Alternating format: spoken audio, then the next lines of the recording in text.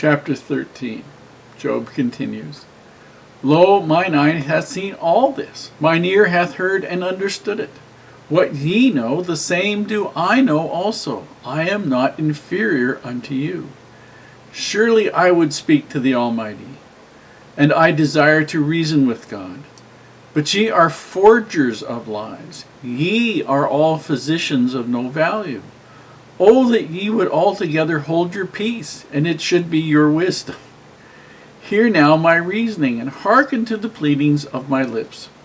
Will ye speak wickedly of God, and talk deceitfully for him? Will ye accept his person? Will ye contend for God?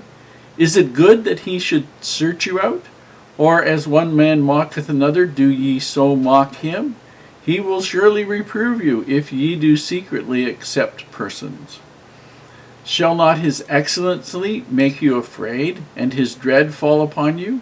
Your remembrances are like unto ashes, your bodies to bodies of clay.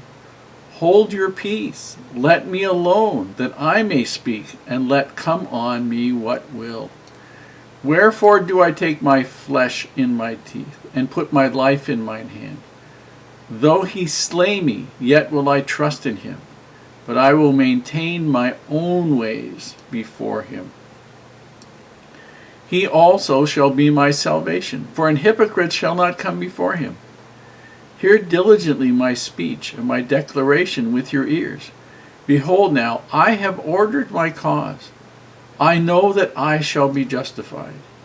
Who is he that will plead with me? For now, if I hold my tongue, I shall give up the ghost. Only do not two things unto me, then will I not hide myself from thee. Withdraw thine hand far from me, and let not thy dread make me afraid. Then call thou, and I will answer, or let me speak, and answer thou me. How many are mine iniquities and sin? Make me to know my transgression and my sin. Wherefore hidest thou thy face, and holdest me for thine enemy? Wilt thou break a leaf driven to and fro? And wilt thou pursue the dry stubble? For thou writest bitterest things against me, and makest me to possess the iniquities of my youth. Thou puttest my feet also in the stocks, and lookest narrowly unto all my paths. Thou settest a print upon the heels of my feet, and he as a rotten thing consumeth, as a garment that is moth-eaten. Job continues here talking to his friends, saying, Lo, mine eye hath seen all this. I've seen everything you've heard. Mine ear hath heard and understood it. What ye know, the same do I know also. I am not inferior to you.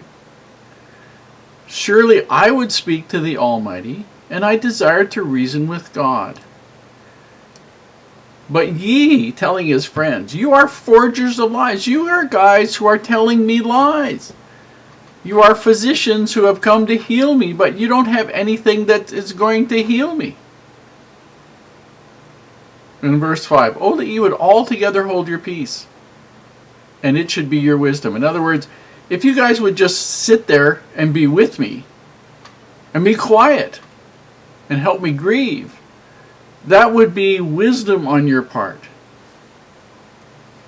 Verse 6. Hear now my reasoning. Listen to what I have to say. Listen with your heart, and hearken unto the pleading of my lips. And then he asks them a question, which is really, really important. Will ye speak wickedly of God? In other words, will you condemn God for doing something you do not understand? In verse 10 he says, he will surely reprove you. In other words, he will chastise you. He will tell you that you're wrong. It's that if you do secretly accept persons. In other words, if they, the idea of accepting persons was to give false judgment, maybe to take bribes or something. In this case, of course, they wouldn't have been taking bribes, but to judge falsely, to judge wrongly is the concept here. And so if they assign motives to God, that he has judged Job as though Job had been a sinner, and they are wrong in that Job has not done anything. Because they judged Job wrongly, then they will have in essence condemned God. He says in verse 11, shall not his excellency make you afraid? In other words, don't condemn what you don't understand. You don't understand it, and I don't understand it. So let's just accept the fact that it is.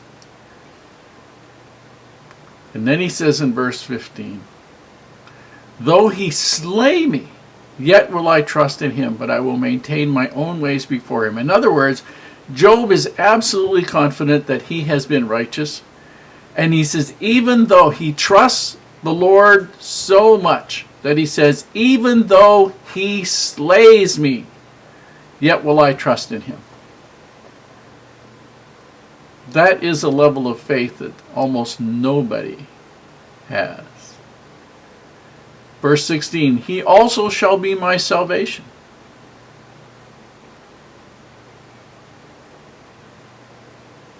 He understands that his entire existence is dependent on God.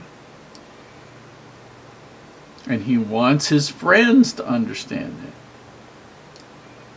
He wants them to stop telling him how unrighteous he is, telling him that God is judging him. He's telling them in verse 22 and 23, then call thou and I will answer. Let me speak and answer thou me. How many are mine iniquities and sins? Make me to know my transgression and my sins. In other words, if you know what I did wrong, tell me.